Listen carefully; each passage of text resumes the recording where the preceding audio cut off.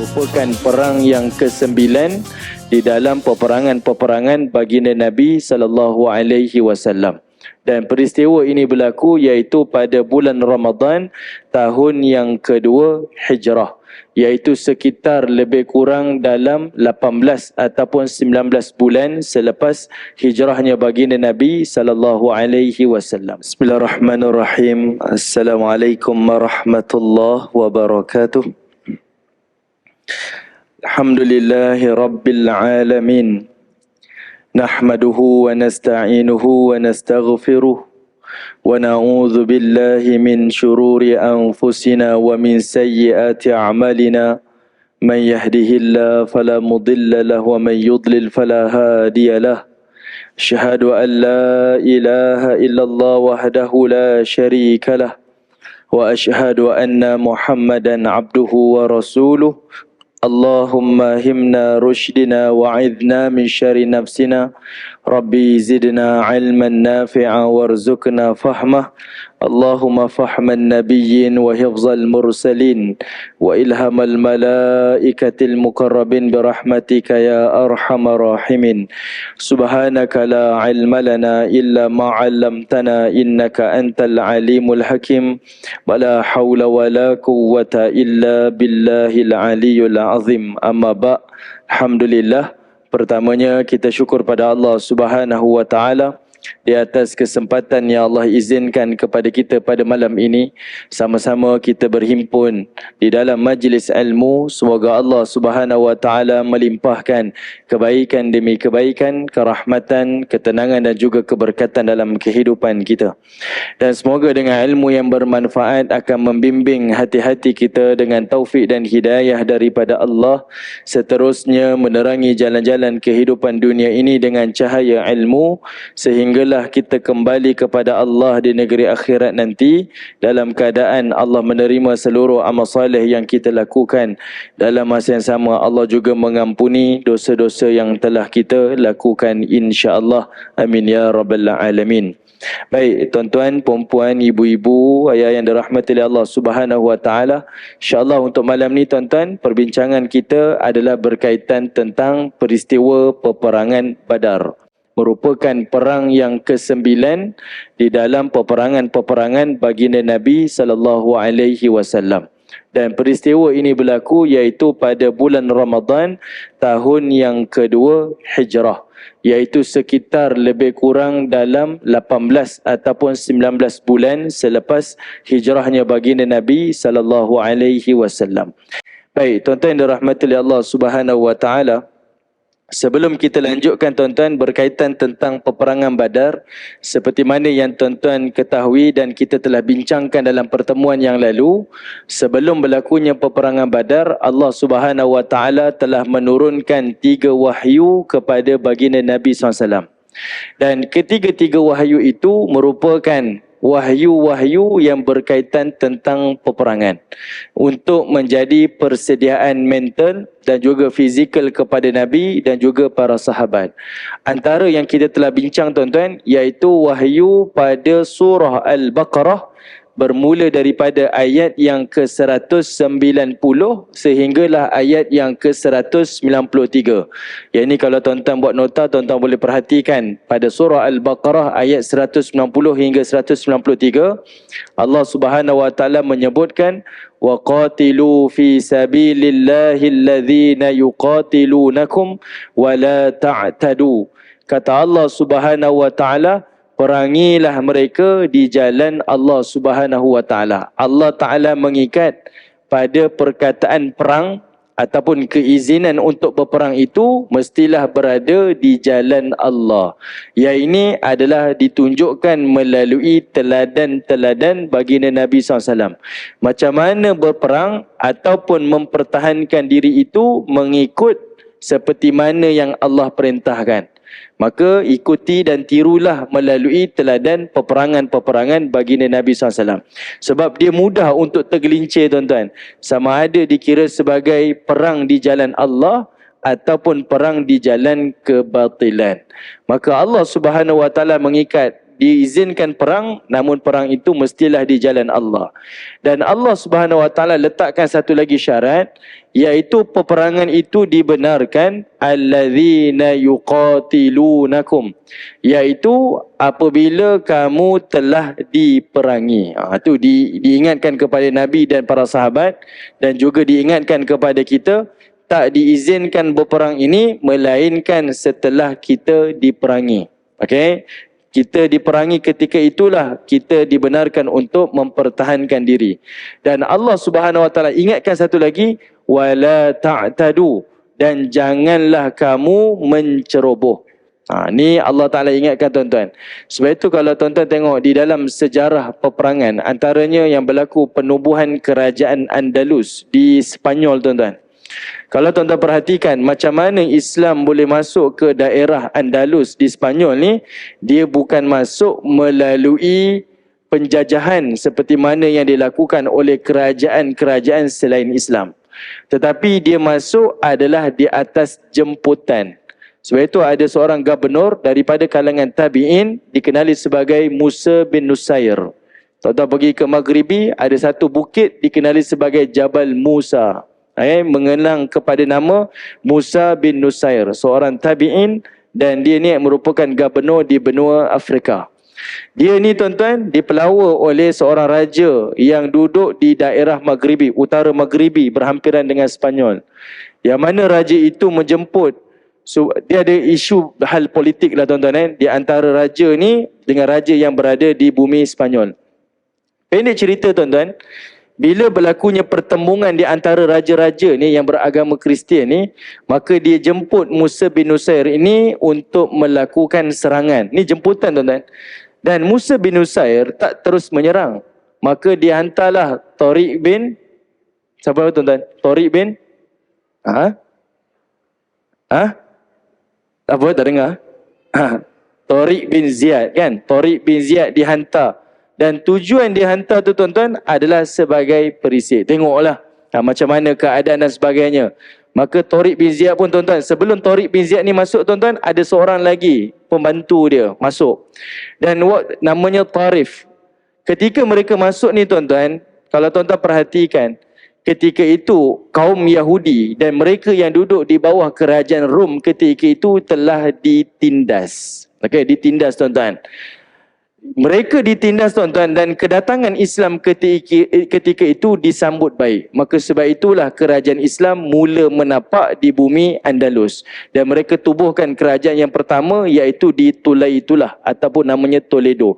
Saya nak kaitkan kepada tuan-tuan, yang inilah yang Allah Subhanahu Wa Taala tunjukkan sebelum berlakunya peperangan Badar. Peperangan Badar ni ataupun peperangan dalam Islam ni dibenarkan.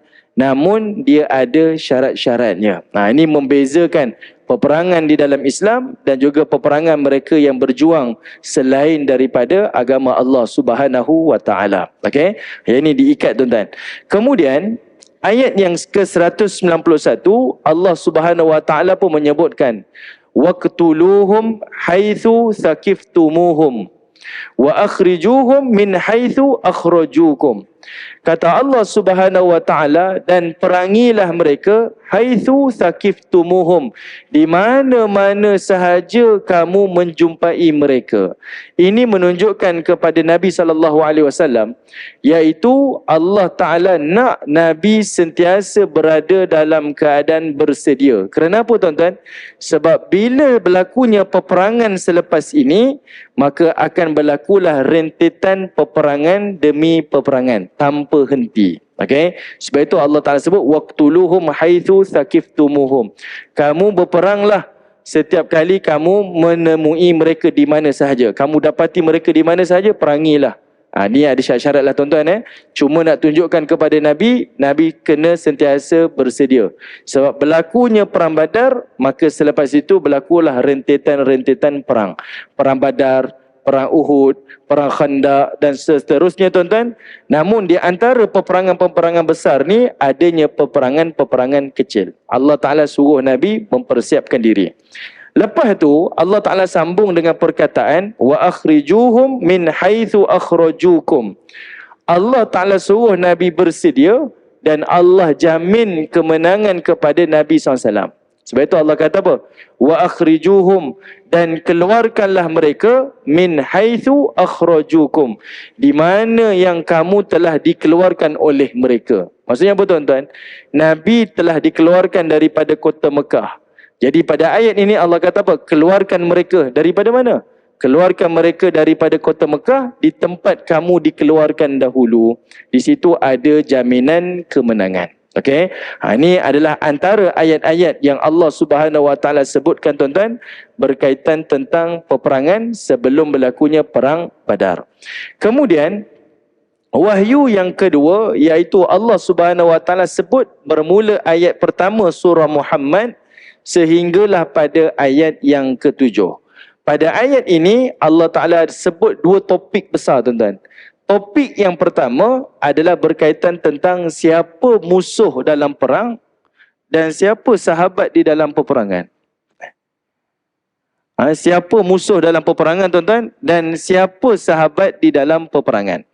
Yang ini tuan-tuan, maka diingatkan kepada Nabi SAW, musuh itu siapa dan sahabat itu siapa. Ini tuan-tuan boleh tengok dalam surah Muhammad ayat pertama dan ayat yang kedua. Kemudian Allah Ta'ala lanjutkan lagi pada ayat 4 sampai ayat 7, Allah Ta'ala memberitahu Nabi bagaimana kaedah untuk berperang, iaitu melalui kaedah pancung dan juga melalui kaedah tebusan. Ini tuan-tuan boleh tengok pendetailan. Kenapa Allah Ta'ala sebut ayat-ayat ini tuan-tuan? Ingat, ayat ini diturunkan pada waktu Nabi berada di kancah peperangan. Maka diberitahu kepada Nabi kaedah-kaedah peperangan yang dibenarkan oleh Allah Subhanahu Wa Taala. Setelah penurunan wahyu ini tuan-tuan, maka berlakulah peperangan Badar. Okey, berlakulah peperangan Badar. Ini wahyu yang kita dah bincang pada pertemuan-pertemuan yang lalu tuan-tuan. Sebab itu saya tak nak detailkan. Ni tuan-tuan boleh rujuk kepada video-video kita yang lalu. Okey. Baik tuan-tuan yang dirahmati oleh Allah Subhanahu Wa Taala, sekarang kita masuk pada peristiwa peperangan Badar Al-Kubra. Kenapa dipanggil Perang Badar Al-Kubra tuan-tuan? Sebab Perang Badar ni dia ada dua peristiwa. Satu namanya Perang Badar Al-Kubra dan satu lagi dikenali sebagai Perang Badar Al-Maw'id. Perang Badar Al-Maw'id ni diberikan gelaran tu tuan-tuan sebab ia adalah perang yang telah dijanjikan oleh Abu Sufyan ketika mana mereka telah bertembung dengan Nabi selepas peperangan Uhud. Ini kita kata perang double set lah tuan-tuan. Kata Abu Sufyan, dalam perang Badar tentera Islam menang, dalam peperangan Uhud dia menang, maka dia melihat perlu adanya penentuan, iaitu di dalam peperangan Badar Al-Maw'id. Namun sayang tuan-tuan, dalam perang Badar Al-Maw'id, Abu Sufyan tak jadi keluar dan dia tak bertemu Nabi di dalam peperangan Badar. Kerana ketakutan dia untuk bertembung dengan baginda Nabi SAW. Okey, baik. Di dalam peperangan Badar tuan-tuan, perkara pertama yang tuan-tuan kena ingat sebelum kita bincang, sebelum perang, semasa perang dan selepas peperangan. Ini tiga perkara yang utama.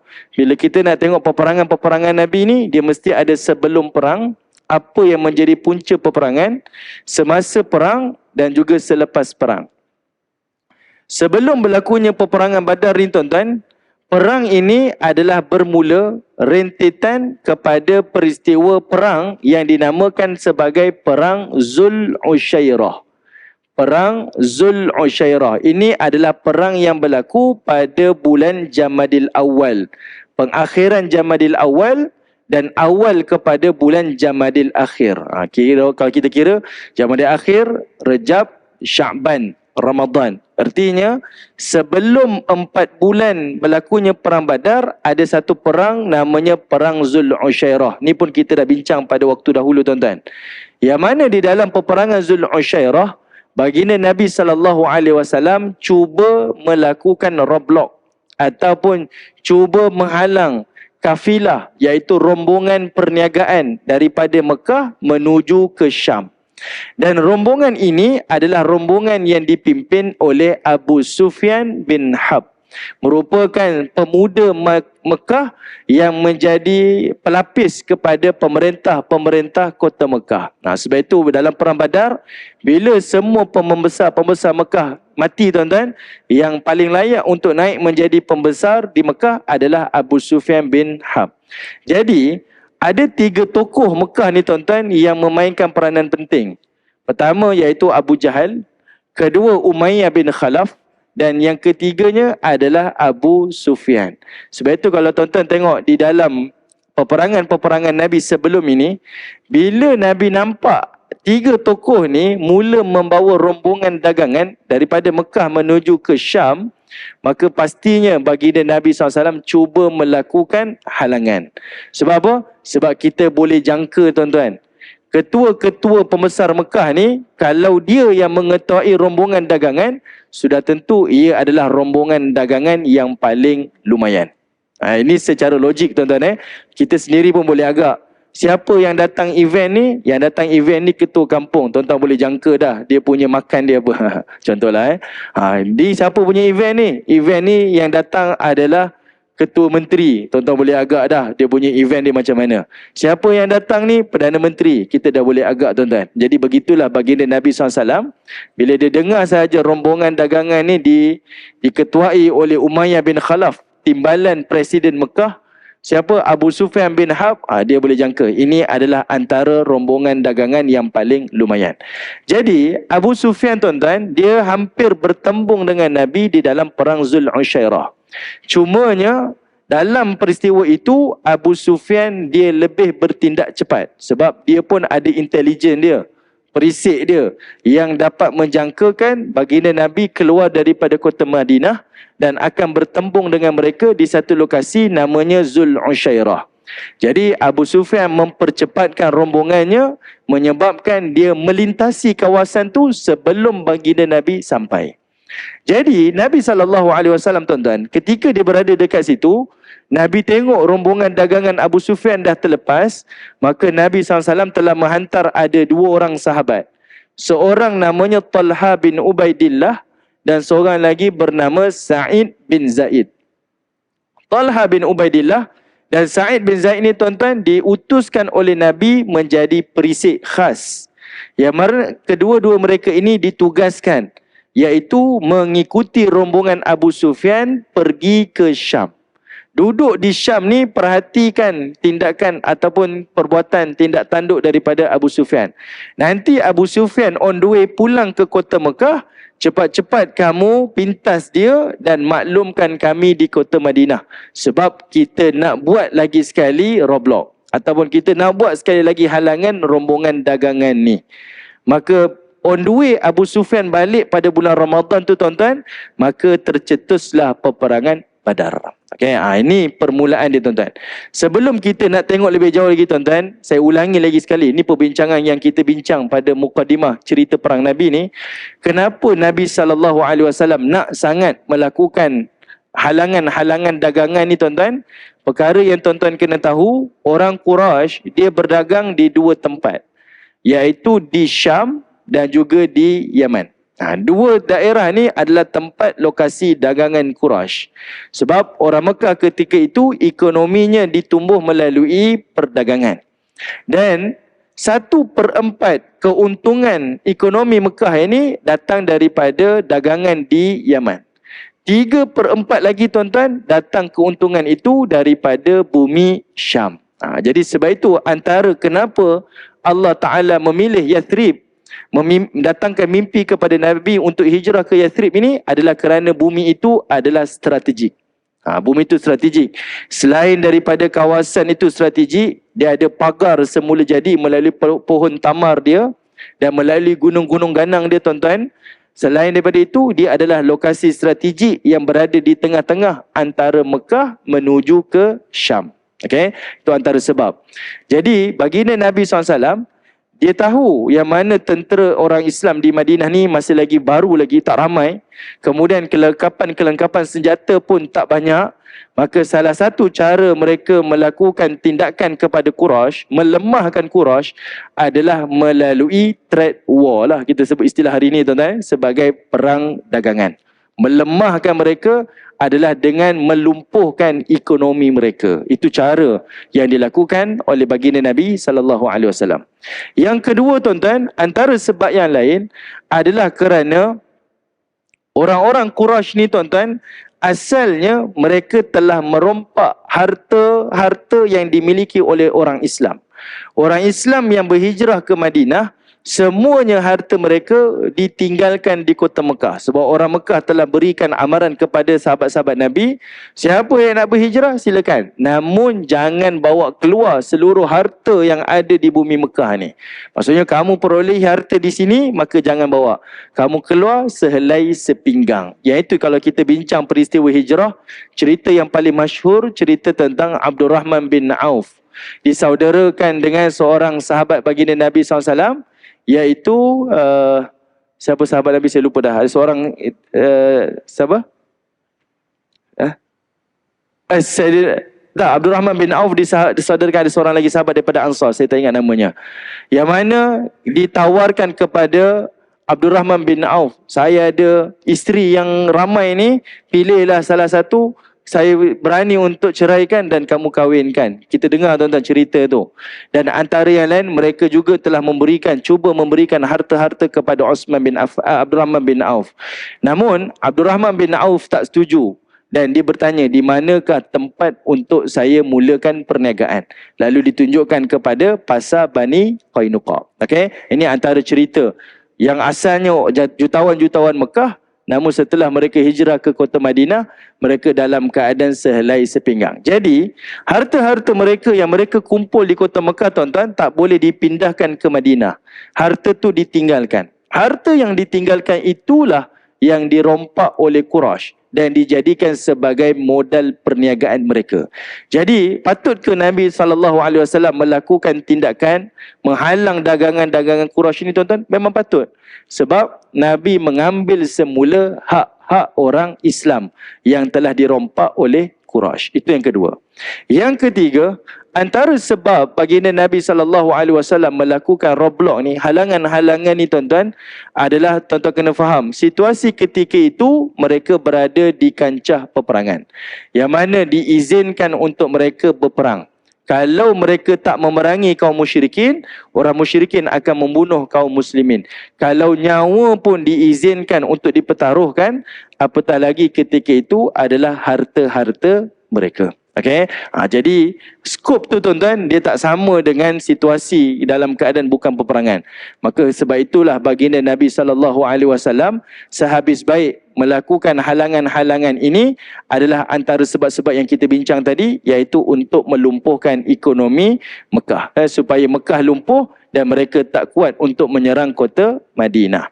Okey, baik, tuan-tuan yang dirahmati oleh Allah Subhanahu Wa Taala. Pendek cerita, tuan-tuan, Nabi SAW keluar ketika mana mendapat laporan Abu Sufyan bin Harb bersama dengan 40 pengawal membawa 1000 ekor unta dan dengan nilaian 50 dinar secara cash dibawa pulang ke kota Mekah daripada Syam. Dalam rekod sejarah, tuan-tuan, membuktikan rombongan Abu Sufyan ketika itu adalah rombongan dagangan yang paling lumayan. Ini rombongan dagangan yang paling lumayan. Tidak ada rekod sebelum itu dan selepas itu yang membawa harta dagangan selumayan itu. Okay? Kalau kita tukarlah, tuan-tuan, 50,000 dinar secara cash itu ditukarkan kepada ringgit Malaysia, tuan-tuan, dia cecah hampir lebih kurang 42 juta ringgit Malaysia. Itu cash. Kalau 1000 ekor unta tu, tuan-tuan, satu ekor unta kita bayangkan dalam nilai RM7,000, kalikanlah dengan 1000 ekor. Dan unta yang tuan-tuan kena bayangkan itu, pada zaman dahulu kita bayangkan ia sebagai satu kontena, tuan-tuan. Macam satu kontena bergerak. Mana ada orang berniaga, tuan-tuan, pergi berniaga bawa 1000 kontena, tuan-tuan. Ni berniaga apa, tuan-tuan? Nak cerita lumayan sungguh hasil dagangan yang diperolehi oleh Abu Sufyan untuk ekonomi Mekah. Okay? Jadi baginda Nabi SAW melakukan halangan kepada rombongan ini. Okey. Baik, tuan-tuan yang dirahmati oleh Allah Subhanahu Wa Taala. Kita keluarkan juga sedikit beberapa pengajaran, tuan-tuan. Nabi SAW sebelum berlakunya peperangan ni, Allah Subhanahu Wa Taala telah datangkan beberapa musibah kepada kaum musyrikin dan telah memberikan beberapa kelebihan kepada kaum muslimin secara tak langsung. Sedar tak sedar, tuan-tuan, orang musyrikin ketika itu berada dalam keadaan sukar. Antaranya, kalau tuan-tuan ingat lagi, sebelum berlaku perang Badar ni, bulan Muharram sebelum tu, ada satu peristiwa yang berlaku kepada Nabi SAW. Minta maaf, pada bulan Rejab sebelum itu, berlaku satu peristiwa. Iaitu Nabi menghantar Abdullah bin Jahsh di dalam satu operasi, namanya Operasi Nakhlah. Operasi Nakhlah. Nakhlah adalah satu daerah yang berada di antara Mekah dan juga Taif. Mekah dan Taif ni tuan-tuan disebutkan di dalam Quran sebagai qaryatain. Taif ni adalah satu daerah yang berada di dalam kota Mekah. Ni tuan-tuan kena ingat. Kita ingat Taif ni luar kota Mekah. Tidak tuan-tuan. Taif ni adalah daerah di dalam kota Mekah. Dia adalah satu kampung yang berada di dalam kota Mekah. Walaupun jaraknya jauh tuan-tuan, tetapi dia masih lagi duduk di dalam daerah kota Mekah Al-Mukarramah.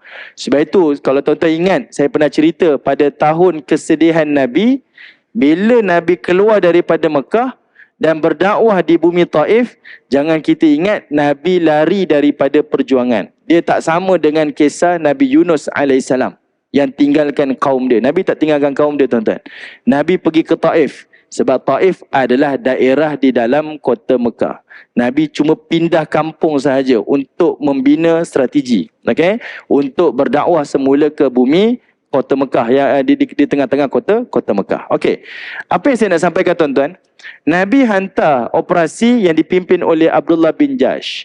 Abdullah bin Jahsh ni, dia masuk tuan-tuan, dan dia menjadi perisik dengan beberapa orang sahabat sampai ke tengah-tengah daerah di kota Mekah. Satu kawasan yang hampir dengan kota Mekah, iaitu di Nakhlah.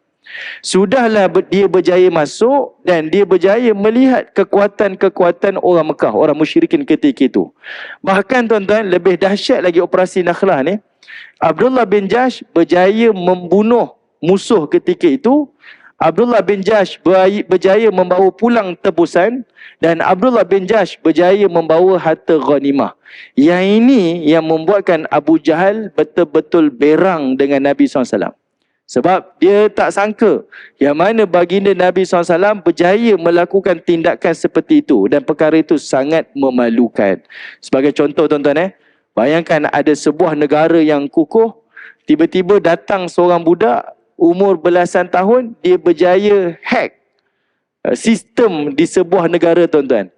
Ni negara ni, yang ni budak kecil tuan-tuan, dia berjaya hack sistem tuan-tuan. Sudah pastilah perkara tu perkara yang memalukan. Jadi bagi Abu Jahal, benda tu perkara yang sukar untuk diterima akal dia lah. Jadi menimbulkan kemarahan dia kepada baginda Nabi SAW. Itu pertama tuan-tuan. Kedua, secara tak langsung, kalau tuan-tuan ingat lagi, ni banyak kita flashback supaya tuan-tuan nampak macam mana perang Badar ni, perang yang singkat, tentera Nabi sedikit tapi menang. Sebab berlakunya awal-awal ni tuan-tuan. Antara yang lain iaitu cerita tentang Umayyah bin Khalaf. Umayyah bin Khalaf ni tuan-tuan merupakan timbalan Abu Jahal di kota Mekah. Timbalan Presiden Mekah tuan-tuan. Umayyah bin Khalaf. Ayah kepada Safwan bin Umayyah. Umayyah bin Khalaf ni tuan-tuan, dia pernah didatangi oleh seorang sahabat Nabi SAW bernama Sa'ad bin Mu'az Al-Ansari.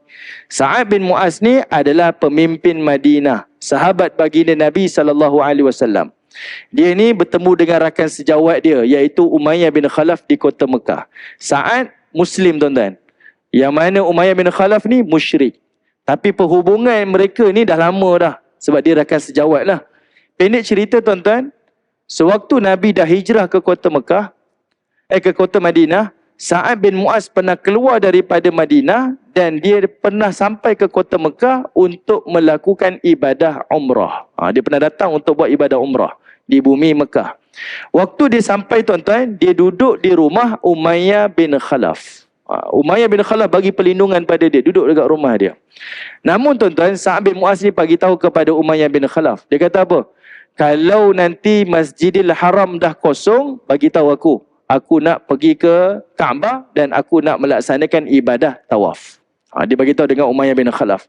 Jadi Umayyah bin Khalaf ni dia sentiasalah perhatikan kawasan Kaabah ni kosong. Kenapa Sa'ad bin Mu'az tak nak tawaf ketika orang ramai tuan-tuan, sebab pada waktu itu orang-orang musyrikin Mekah, kalau mereka beribadah di Kaabah, tawaf di Kaabah, mereka tawaf dalam keadaan telanjang. Okay, jadi Sa'ad bin Mu'az tak nak terlibat dengan perkara-perkara yang batil lah. Sebab itu dia nak kawasan Mataf tu kosong, barulah dia turun, dia nak melaksanakan ibadah umrah dia, nak selesaikan umrah dia. Sampailah waktu malam tuan-tuan, Mataf dah kosong, jemaah semua dah balik dah. Penduduk Mekah dah balik ke rumah dah. Maka kata Umayyah bin Khalaf kepada Sa'ad bin Mu'az, dia kata, mari keluar. Jom keluar, kamu dah boleh sempurnakan ibadah umrah kamu. Jadi Sa'ad bin Mu'az pun keluar tuan-tuan. Dan dia laksanakan tawaf dia yang pertama. Ketika dia melakukan tawaf tuan-tuan, kebetulan ketika itu muncullah Abu Jahal. Abu Jahal muncul. Dan Abu Jahal ketika itu mengugut Sa'ad bin Mu'az. Dia kata, berani kamu datang ke sini sedangkan kamu telah memberikan perlindungan kepada Muhammad. Aku sekali-kali tak akan bebaskan kamu sampai bila-bila. Itu ucapan Abu Jahal lah. Orang Arab kan tuan-tuan, lawan mulut memang kuat lah. Jadi dia beri ancaman daripada Sa'ad bin Mu'az.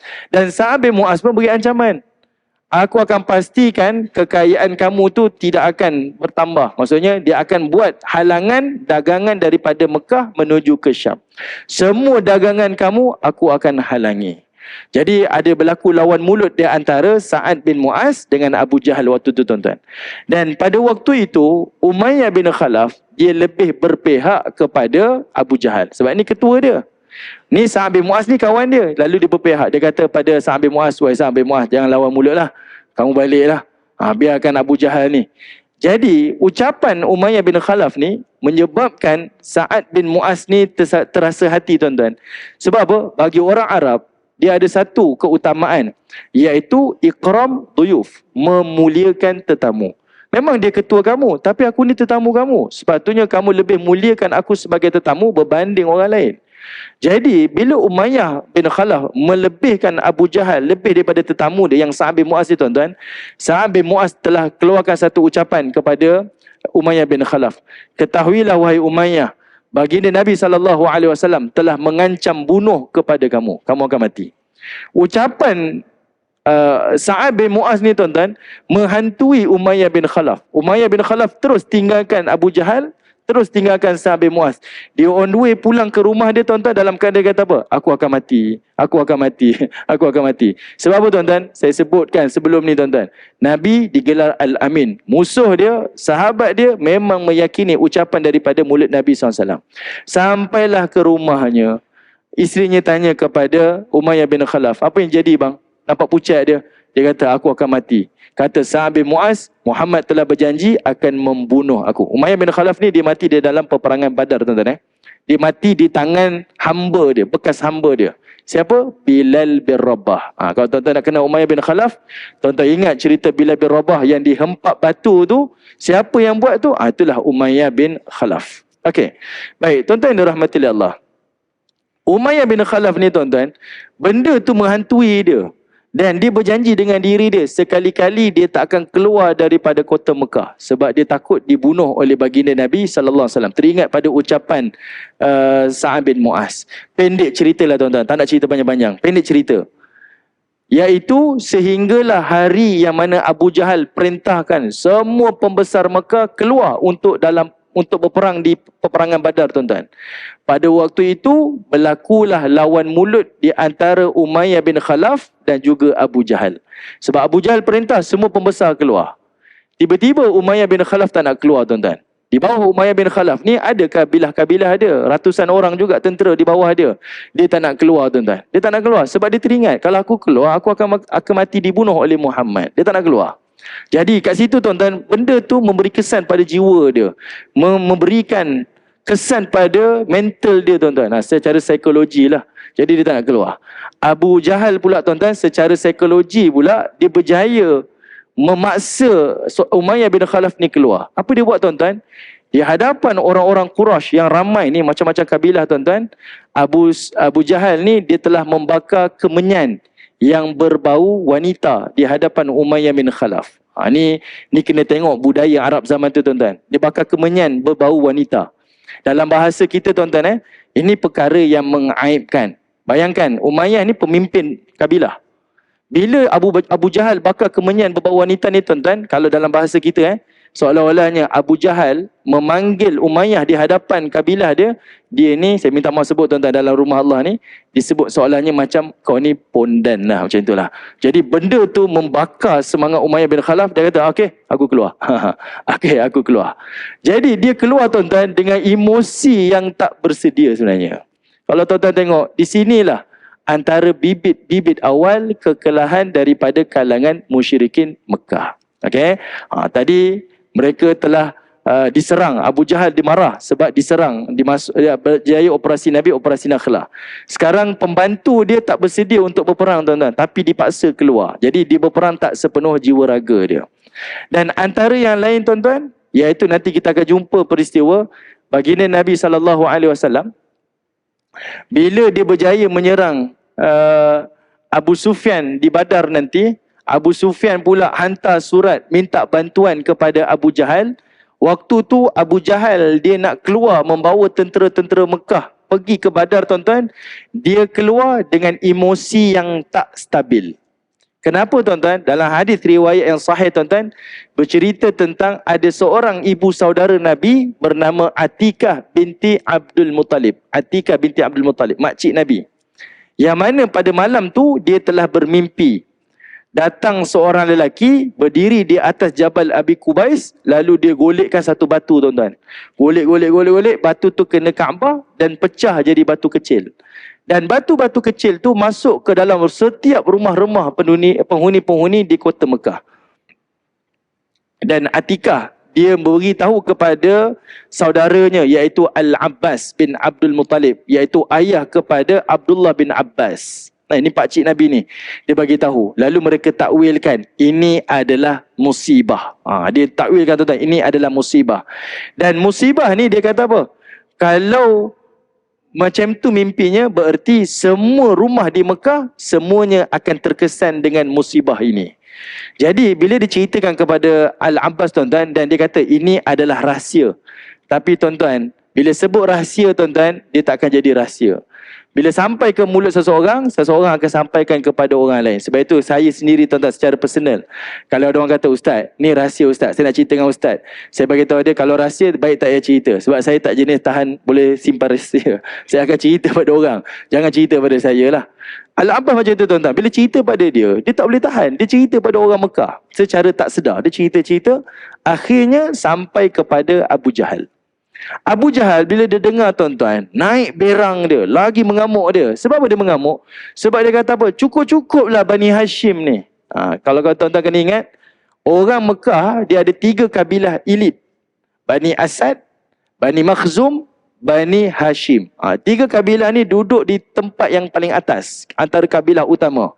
Dan 3 kabilah ni dia saling bersaing di antara satu sama yang lain. Okey? Jadi Abu Jahal kabilah Bani Makhzum. Bila dia dengar cerita ni datang daripada Atikah Bani Hashim, dia kata apa? Tak cukup-cukuplah Bani Hashim ni. Sudahlah, dialah yang memerintah di bumi Mekah. Dia yang memberi makan kepada jemaah haji dan umrah. Dia jugalah yang bercerita tentang bab nubuwah, kenabian. Sekarang bab cerita takwil ni pun datang daripada dia juga. Bab musibah ni pun datang daripada dia tak? Abu Jahal jadi marah tuan-tuan. Waktu Abu Jahal marah, tengah dia mengamuk ni tuan-tuan, datanglah utusan, iaitu utusan yang bernama Damdam Al-Ghifari. Iaitu inilah utusan kepada Abu Sufyan bin Harb yang tengah nak diroblok oleh Nabi ni. Abu Sufyan masa tu nak sampai, kata perisik dia, Muhammad dah keluar nak buat roblok. Terus Abu Sufyan hantar Damdam ni pergi ke Mekah minta bantuan ketenteraan. Dia kebetulan tuan-tuan sampai waktu tu. Waktu tu Damdam ni datang, dia potong hidung unta dia, dia terbalikkan pelana tempat duduk unta dia, lalu dia koyakkan baju dia tuan-tuan. Pada zaman tu itu adalah isyarat dia adalah kecemasan. Itu isyarat tuan-tuan, kecemasan. Itu kaedah dia, dia nak tunjukkan dia dah dalam keadaan terdesak, kena cepat-cepat berikan bantuan. Bila Damdam sampai je kota Mekah tuan-tuan, Abu Sufyan tengah mengamuk. Azan. Okey. Bila Damdam sampai dalam keadaan macam tu, Abu Jahal pula tengah mengamuk. Dia nampak je tuan-tuan, bertambah berang dia. Dan dia dengar pula Yang mana utusan ni datang sebab bercerita tentang Muhammad nak buat roadblock kepada Abu Sufyan. Tuan-tuan boleh bayang. Mengamuknya Abu Sufyan dan sebab itu dia keluar satu keputusan yang luar daripada rasional dia. Dia paksa seluruh pembesar Mekah keluar pergi hapuskan baginda Nabi SAW. Saya sebutkan lagi sekali tuan-tuan. Inilah bibit awal kekalahan musyrikin Mekah. Sebab apa? Dia tak bertindak dengan akal dah. Dia tak bertindak dengan rasional tuan-tuan. Dia bertindak dengan emosi dia. Ini adalah kekalahan pertama yang Allah Subhanahu Wa Taala berjaya mengucak-kacirkan perasaan ataupun emosi dalam kalangan orang-orang musyrikin Mekah. Okey. Baik, tuan-tuan yang dirahmati Allah Subhanahu Wa Taala. Kalau tuan-tuan perhatikan tuan-tuan untuk ambil pengajaran, menjadikan cerita ini sebagai cerminan dalam kehidupan kita. Kalau kita adalah ketua organisasi tuan-tuan, majikan, ataupun kita ni adalah ketua keluarga, perkara yang paling penting tuan-tuan adalah dalaman. Perkara yang paling penting adalah dalaman. Sebab itu kita jangan pisahkan cerita-cerita maghazi ini adalah ni cerita perang, tak ada kaitan dengan kehidupan saya. Tak boleh tuan-tuan. Sebab The Art of War yang ditunjukkan oleh Sun Tzu pun tuan-tuan, mungkin saya salah sebutlah, Sun Tzu ni dia tunjukkan cerita seni berperang ni boleh dijadikan sebagai satu teladan bagi seorang ahli politik, bagi seorang ahli perniagaan, bagi seorang lawyer dan segala macam jenis kerjaya di dunia ni tuan-tuan. Ditunjukkan ada teladan. Macam itulah sebenarnya sirah peperangan Nabi ni. Dia ada teladan-teladan yang kita boleh pelajari. Jadi perkara yang pertama dia ajar kat sini tuan-tuan, iaitu benda dalaman ni, rohani ni, emosi ni, perkara yang paling penting. Kalau dalaman ni kuat dan tabah tuan-tuan, semua masalah luaran selesai. Semua masalah luaran ni selesai. Tapi kalau dalaman ni tak selesai tuan-tuan, isu luaran semua tak selesai. Sebagai contoh tuan-tuan, pernah tak tuan-tuan terfikir kenapa Allah Ta'ala jadikan bumi Mekah tempat munculnya agama Islam? Sedangkan bumi Mekah ni tuan-tuan, dia berada di negeri yang kering kontang, tandus, tak memiliki air melainkan zam-zam sahaja yang terpancut atas izin Allah Subhanahu Wa Taala. Cuacanya yang kering, panas melampau tuan-tuan, muncul agama ni. Allah Ta'ala tunjukkan kepada kita tuan-tuan, sampai hari ni manusia sanggup pergi ke bumi itu walaupun dia adalah bumi yang kering kontang. Kenapa tuan-tuan? Sebab dalaman kita. Dalaman ni elok tuan-tuan, semua itu tak jadi masalah dah. Kuat kita tuan-tuan. Kenapa tak jadikan bumi Mekah sesubur macam bumi Balkan contohlah. Seperti bumi Switzerland, cantik pemandangan, cuaca indah, elok, sejuk tuan-tuan. Tuan-tuan buat umrah pun berkali-kali pun tak ada masalah. Dingin cuacanya tuan-tuan, tapi tak. Sebab Allah nak beritahu, kalau dalamannya kuat, kuatlah luaran. Masalah luaran tak jadi masalah dah. Tapi kalau dalaman rapuh tuan-tuan, datanglah apa, semuanya tak boleh jadi penyelesaian. Okey? Jadi begitulah kita dalam pembinaan organisasi. Dalam pembinaan rumah tangga tuan-tuan. Kalau kita organisasi, pastikan staf kita sentiasa puas hati dengan komitmen kita. Sentiasa puas hati dengan kerja kita. Sentiasa jelas matlamat kita tuan-tuan. Biar company kita kecil, percayalah staf akan sentiasa setia. Kerana apa? Dia jelas, dia nampak. Dalaman dia puas hati. Macam tu juga dalam rumah tangga kita. Biarpun rumah kita kecil tuan-tuan, kerjaya kita biasa-biasa. Tapi kalau pasangan kita, anak-anak kita hormati kita, dalaman mereka ada rasa bahagia, ada rasa ketenteraman, percayalah rumah yang sempit menjadi lapang. Rumah yang kecil menjadi luas tuan-tuan. Sebab apa? Dalaman. Ada orang duduk di rumah yang besar tuan-tuan, tapi jiwanya sempit sebab dalaman bermasalah. Di situ Allah Ta'ala tunjukkan kepada kita, kenapa orang muslimin, tentera tak ramai, kelengkapan perang tak cukup, tapi mereka menang. Manakala orang musyrikin yang ramai, kukuh dan hebat tuan-tuan, namun dia kalah kepada tentera muslimin sebab isu dalaman. Okey, isu dalaman mereka tak mampu selesaikan. Okey, baik tuan-tuan yang dirahmati Allah Subhanahu Wa Taala. Sekarang tuan-tuan baru masuk perang Badar. Ni baru nak cerita tadi tu intro sebelum perang Badar. Sekarang kita masuk pada peristiwa Badar, semasa peperangan Badar. Baik, dalam peperangan Badar ni tuan-tuan yang dirahmati Allah Subhanahu Wa Taala. Okey, kita pergi lalu tuan-tuan, insya-Allah. Okey, baik tuan-tuan yang dirahmati Allah Subhanahu Wa Taala. Kita sentuh sikit je tuan-tuan, sikit je. Jadinya Nabi SAW dapat report daripada sahabat Nabi Talha bin Ubaidillah dan juga Sa'id bin Zaid. Dapat laporan ni tuan-tuan yang kata Abu Sufyan dah bergerak pulang daripada Syam menuju ke Mekah. Maka baginda Nabi SAW bagi tahu pada para sahabat, ayuh kita keluar dan kita nak buat roadblock. Asalnya Nabi keluar adalah untuk melakukan operasi roadblock sahaja, seperti mana peristiwa sebelum-sebelum ni tuan-tuan. Jadi sebab itulah bila sahabat-sahabat baginda Nabi SAW ada yang tak bersedia, ada yang tunggangannya masih lagi berada di kebun dan sebagainya, Nabi kata tak apa, kamu stay je di sini. Dia tak sama seperti mana di dalam peperangan Tabuk, yang mana Nabi perintah semua keluar. Siapa yang mengundur diri akan jatuh hukum. Tapi tidak pada peperangan Badar. Okay? Sebab bila dihimpun-himpun tuan-tuan, tengok-tengok ada 300 tentera. Ada 300 tentera. Yang mereka dapat laporan pengawal ada 40 orang. Dan mereka dah pergi sampai 300 tentera. Atas kertas, tentera Islam telah mengatasi kumpulan kafilah Abu Sufyan yang bergerak daripada Syam menuju ke Mekah. Jadi atas kertas macam tu tuan-tuan. Jadi sebab itu Nabi SAW kata, okey, dah cukup ni, kita bergerak. Dan pada waktu tu tuan-tuan, sebahagian para sahabat baginda Nabi SAW ni, tunggangan-tunggangan mereka berada di luar kota Mekah. Tuan-tuan kena bayangkan, kota Mekah dahulu adalah seluas kawasan Masjid Nabawi pada hari ini. Masjid Nabawi kan ada dataran pagar tu tuan-tuan Sepanjang pagar tu tuan-tuan, itu adalah dataran Masjid Nabawi hari ini, itu adalah kota Mekah, kota Madinah yang dahulu. Perkuburan Baqi' itu adalah berada di luar kota Madinah. Itu tuan-tuan kena bayang. Sebab tak ada orang buat kubur dalam kawasan kota. Kota ni luar daripada, kubur ni berada di luar kota. Okay, jadi keluasan tu. Para sahabat Nabi SAW ni tuan-tuan, dia ada kebun-kebun yang berhampiran di Quba. Kawasan tu dikenali sebagai Awali. Awali. Okay, banyak dekat sana. Jadi, bila dibincang-bincang, dihimpunkan, adalah dapat dalam 300 lebih. Di dalam riwayat Al-Imam Bukhari tuan-tuan, 300 ni tak disebut berapa secara tepat. Ada yang sebut 300 berbelas-belas. Tak pasti 313 ke, 315 ke, 317 ke, 319 ke, tak ada angka yang tepat. Kenapa tak tepat tuan-tuan? Sebab ada kalangan sahabat Nabi yang tak menyertai peperangan Badar tapi dikira sebagai tentera Badar. Antaranya adalah Anas bin Malik. Anas bin Malik ni tuan-tuan, dia tak terlibat dalam perang Badar. Tetapi dia adalah pembantu Nabi di dalam peperangan Badar. Pembantu. Dia bantu Nabi tuan-tuan. Khidmat pada Nabi.